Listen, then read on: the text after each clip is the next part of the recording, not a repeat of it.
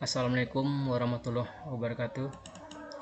Berjumpa kembali kita di mata pelajaran PPKN di kelas 7 atau kelas 1 tingkat MTS atau SMP di semester ganjil atau semester 1 di bab 2 pertemuan yang ketiga.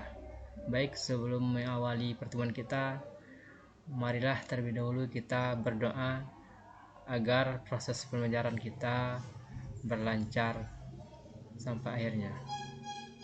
Amin ya rabbal alamin. Baik, pertemuan kita kali ini membahas tentang arti penting norma untuk mewujudkan keadilan. 1.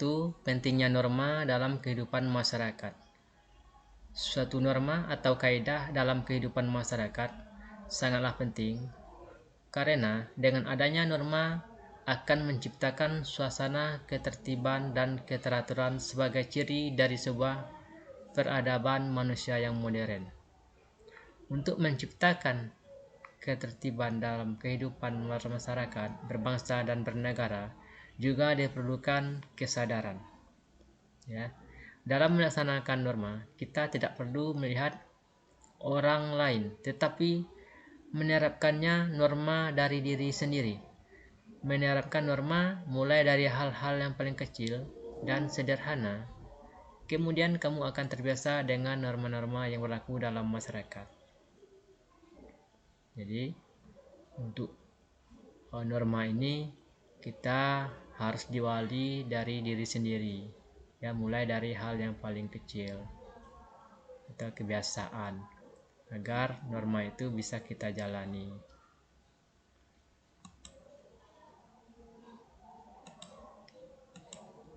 Baik.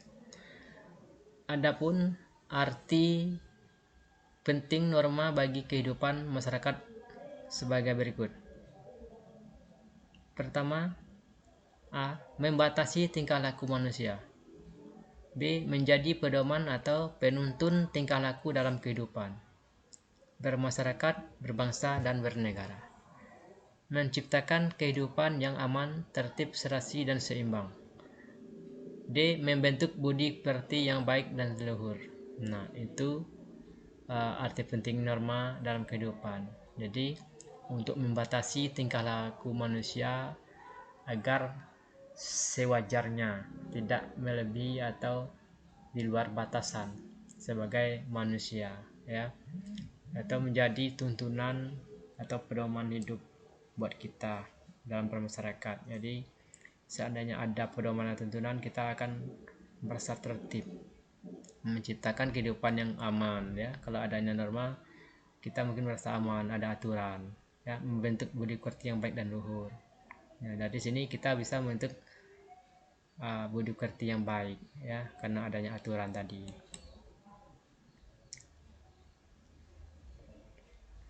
Selanjutnya, Indonesia adalah negara hukum sebagaimana tercantum dalam konstitusi negara, yaitu pasal 1 ayat 3 Undang-Undang Dasar Negara Republik Indonesia tahun 1945. Setiap warga negara mempunyai hak dan kewajiban terhadap negaranya sebagaimana dinyatakan dalam pasal 27 ayat 1 Undang-Undang Dasar Negara Republik Indonesia. Segala warga negara bersamaan kedudukannya di dalam hukum dan pemerintahan dan wajib menjunjung hukum dan pemerintahan itu dengan tidak ada kecualinya. Nah, jadi untuk itu ada hak sebagai warga negara, ya, di pasal 27 ayat 1 ini segala warga negara itu berhak bersama dalam kedudukannya di dalam hukum dan pemerintahan. Tidak ada memandang miskin kaya, ya, pintar bodoh, ya, terus hebat tidak hebat, ya, alim tidak alim, ya, agama Islam atau agama lain, itu semuanya sama di dalam hukum dan pemerintahan, tidak ada kecualinya.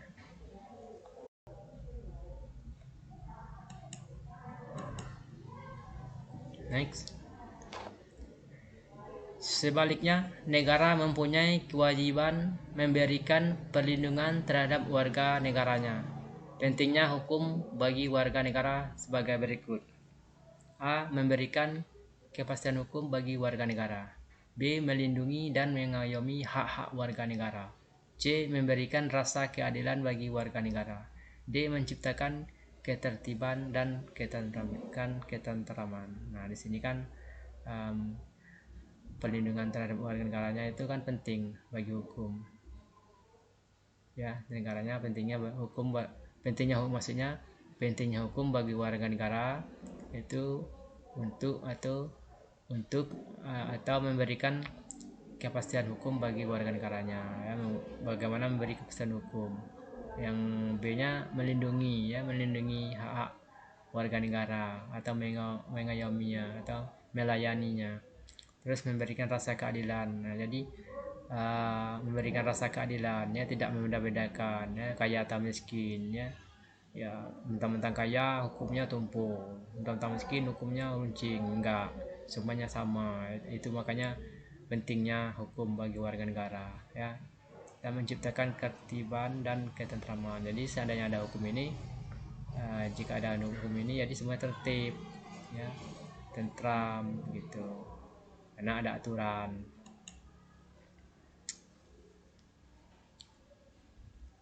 Lanjut, sebuah maksudnya kita tunggu, masih berjalan.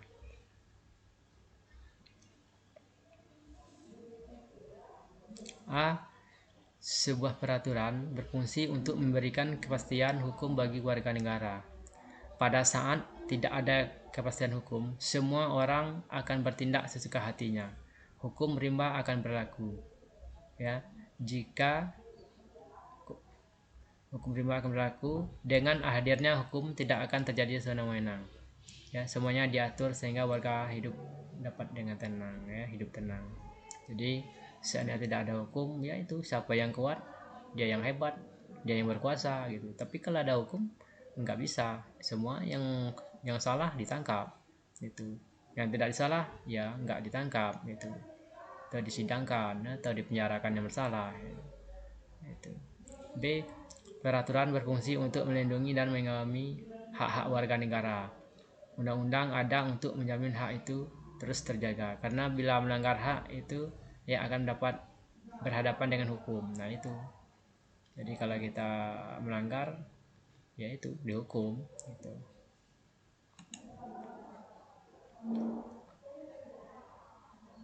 C. Harus diakui bahwa undang-undang merupakan sebuah jaminan tertulis adanya rasa keadilan. Tanpa adanya undang-undang, bila ada pelanggaran akan sulit diusut. Yaitu harus diakui bahwa undang-undang merupakan sebuah jaminan tertulis adanya rasa keadilan, ya. B. Undang-undang mampu merapikan kekacauan yang terjadi. Bila segala telah baik dan terkendali, maka ketertiban dan ketentraman akan datang dengan sendirinya itu. Jadi kalau sudah undang-undang sudah mampu merapikan kekacauan, ya itu semua akan baik, tidak ada kekacauan di dalam negara atau masyarakat gitu.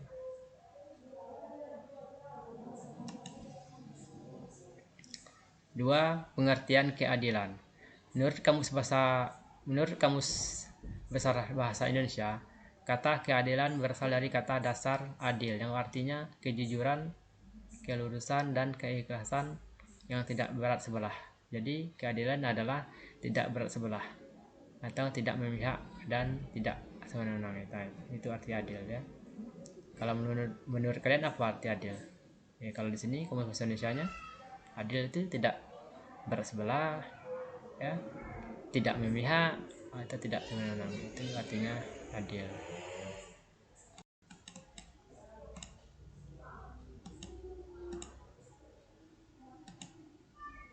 Lanjut. Adapun pengertian keadilan berdasarkan pendapat para ahli sebagai berikut. Nah, ini adalah keadilan menurut para ahli. Yang pertama itu ada Plato. Keadilan adalah di luar kemampuan manusia biasa, di mana keadilan hanya dapat di dalam hukum dan perundang-undangan yang dibuat oleh para ahli yang khususnya memikir hal itu. Yang kedua ada Thomas Hobbes. Keadilan adalah suatu perbuatan yang didasarkan pada perjanjian telah disepakati, itu menurut mereka. Yang C ada Aristoteles. Keadilan adalah kelayakan dalam tindakan manusia. Kelayakan yang dimaksud adalah titik tengah antara kedua ujung ekstrem, tidak berat sebelah dan tidak memihak. Itu menurut Aristoteles. Yang D-nya ada Franz Manis Suseno. Keadilan adalah suatu keadaan yang menggambarkan semua orang dalam situasi yang sama dan diperlakukan secara sama. Nah, itu keadilan menurut beliau. Selanjutnya ada Notonegoro. Keadilan adalah suatu keadaan dikatakan adil jika jika sesuai dengan ketentuan hukum yang berlaku. Itu menurut dari Notonegoro.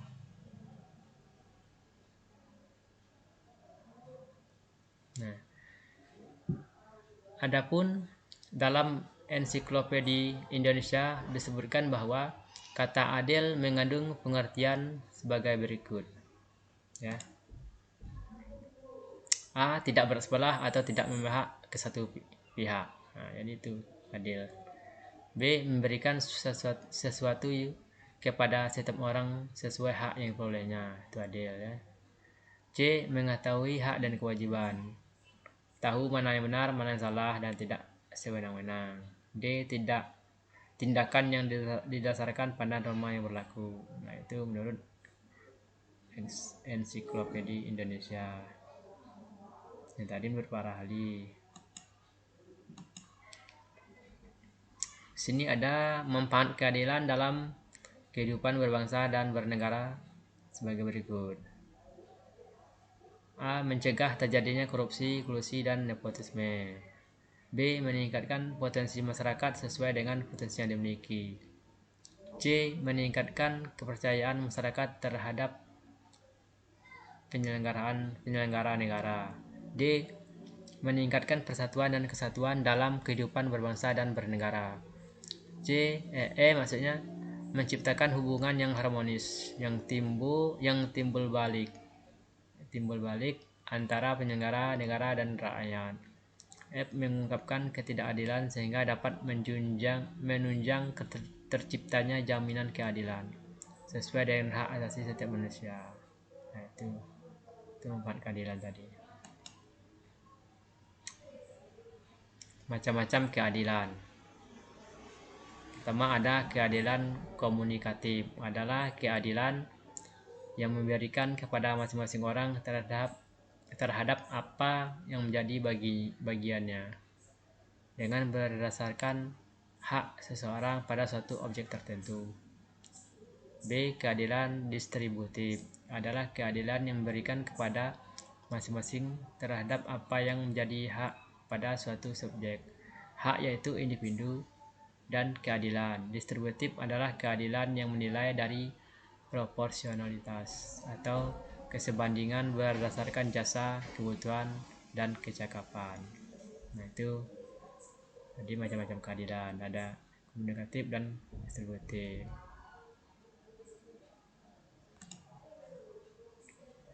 C. Keadilan legal.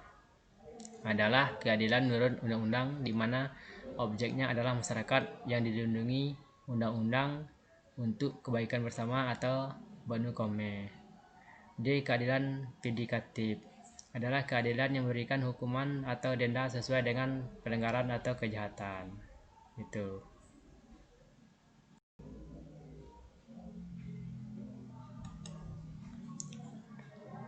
E. Keadilan kreatif.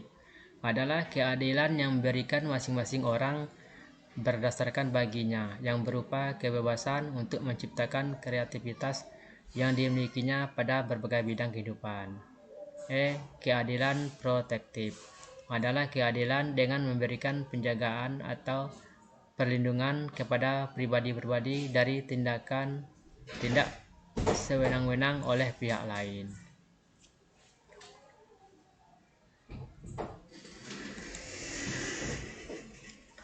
Menurut Aristoteles, keadilan dapat dibedakan menjadi 5 jenis, yaitu sebagai berikut. A. Keadilan distributif. Adalah keadilan yang berhubungan dengan distribusi jasa dan kemakmuran menurut kerja dan kemampuannya.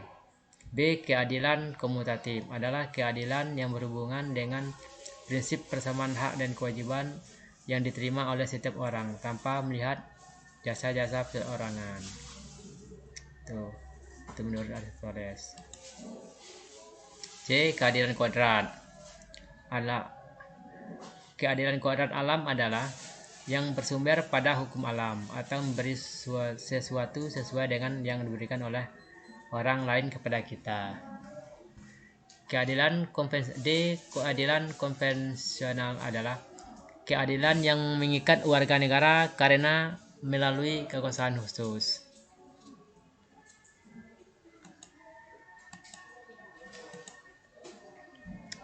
Keadilan perbaikan adalah keadilan perbaikan adalah keadilan yang terjadi dengan adanya pemulihan nama baik atas seseorang telah mencemarkan nama baik orang lain. Selanjutnya keadilan menurut Plato. Menurut Plato adalah keadilan yang didasarkan pada keselarasan. Berdasarkan pendapat bahwa keadilan itu timbul karena persatuan atau penyesuaian yang memberi tempat yang selaras kepada bagian-bagiannya. B. Keadilan prosedural atau hukum adalah keadilan sebagai suasana untuk melaksanakan keadilan moral.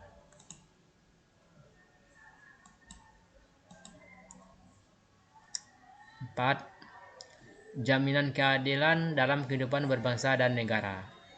1. Dalam Pancasila, yaitu pada sila kedua, kemanusiaan yang adil dan beradab, dan sila kelima, keadilan sosial bagi seluruh rakyat Indonesia. Nah, itu adil, ya. Kemanusiaan yang adil dan beradab dan keadilan sosial bagi seluruh rakyat Indonesia. Yang kedua atau yang B ada Undang-Undang Dasar 1945, yaitu pasal 27 bidang hukum pemerintahan. Ada pasal 28 bidang politik, pasal 28A sampai J bidang HAM, pasal 29 bidang agama, pasal 30 bidang pertahanan, serta pasal 31 dan 32 bidang pendidikan, serta pasal 33 dan 34 bidang kesejahteraan sosial. Nah, di situ ada semuanya keadilan buat manusia, itu kan, buat warga negara Indonesia gitu maksudnya. Nah, undang-undang jaminan hukum dan keadilan terdapat pula dalam berbagai undang-undang sebagai berikut. Pertama ada Undang-Undang Nomor 39 Tahun 99 tentang HAM. Kedua, Undang-Undang Nomor 31 Tahun 99 tentang pemberantasan tindak pidana korupsi. 3. Undang-Undang Nomor 9 Tahun 1998 tentang menyampaikan pendapat di muka umum. Yang keempat ada Undang-Undang Nomor 48 Tahun 2009 tentang kekuasaan kehakiman. Itu jaminan hukum, ya, undang-undang.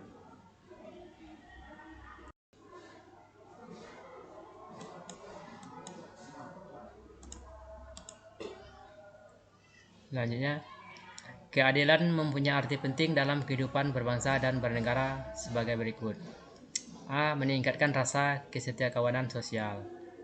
B. Memberi rasa keamanan dan ketertiban di masyarakat. C. Menumbuhkan sikap kebersamaan hidup.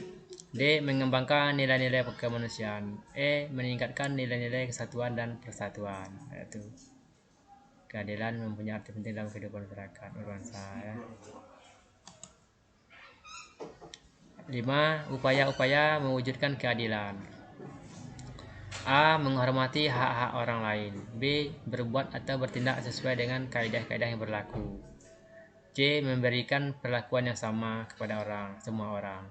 D. Mampu melihat yang benar sebagai kebenaran yang sesungguhnya dengan saling terbuka tanpa ditutup-tutupi. Nah, jadi itu upaya-upaya untuk mewujudkan keadilan, ya, menghormati orang lain, ya, atau bertindak sesuai dengan kaidah-kaidah yang berlaku, ya, memberikan perlakuan yang sama kepada orang lain, ya, itu mampu melihat yang benar yang sesungguhnya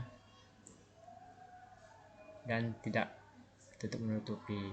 Itu ada upaya-upaya mewujudkan keadilan. Partisipasi warga negara dalam upaya peningkatan jaminan keadilan dapat dilakukan dengan melakukan cara-cara sebagai berikut. Nah, itu ada berapa tuh? A. Menaati setiap peraturan yang berlaku di Indonesia, harus taati. B. Menghormati setiap keputusan hukum yang dibuat oleh lembaga peradilan. C. Memberikan pengawasan terhadap jalannya proses-proses hukum yang sedang berlangsung. D. Memberikan dukungan terhadap pemerintah dalam upaya meningkatkan jaminan keadilan. E. Memahami dan menghormati hak dan kewajiban setiap warga negara. Nah, itu partisipasi warga negara ya dalam upaya meningkatkan jaminan keadilan. Itu menaati semua peraturan ya, menghormati keputusan hakim gitu. Itu contohnya ya. Sikap untuk selalu menegakkan keadilan dapat ditanam melalui upaya-upaya sebagai berikut. A. Meyakini bahwa menegakkan keadilan merupakan perintah Tuhan yang harus dilaksanakan setiap manusia. Itu. Kita harus menegakkan keadilan ya. Menanamkan bahwa menegakkan keadilan merupakan bagian dari ibadah kepada Tuhan Yang Maha Esa. Itu bagian dari ibadah. C. Menegakkan keadilan merupakan perbuatan yang sesuai dengan ajaran Pancasila ya. Di Pancasila juga ada ya, apalagi agama kita ya atau agama Islam gitu. D. Menumbuhkan suatu kesadaran bahwa keadilan akan menumbuhkan kesetiakawanan dan memperkokoh persatuan dan kesatuan. Nah, itu. Selanjutnya ada upaya-upaya yang dilakukan oleh pemerintah. A. Menegakkan hukum dan keadilan tanpa diskriminasi, mewujudkan institusi dan aparat hukum yang bersih dan profesional, mewujudkan tegaknya HAM, mewujudkan keadilan gender, menyediakan peluang yang lebih besar dari kelompok ekonomi kecil, penduduk miskin dan tertinggal. Nah, sampai di sini pembahasan kita. Semoga bermanfaat. Kritik dan sarannya lewat email saya, ada di akun lain yaitu di ansuprizal1982@gmail.com untuk kritik dan sarannya. Semoga bermanfaat buat kita semua. Saya akhiri. Assalamualaikum warahmatullahi wabarakatuh.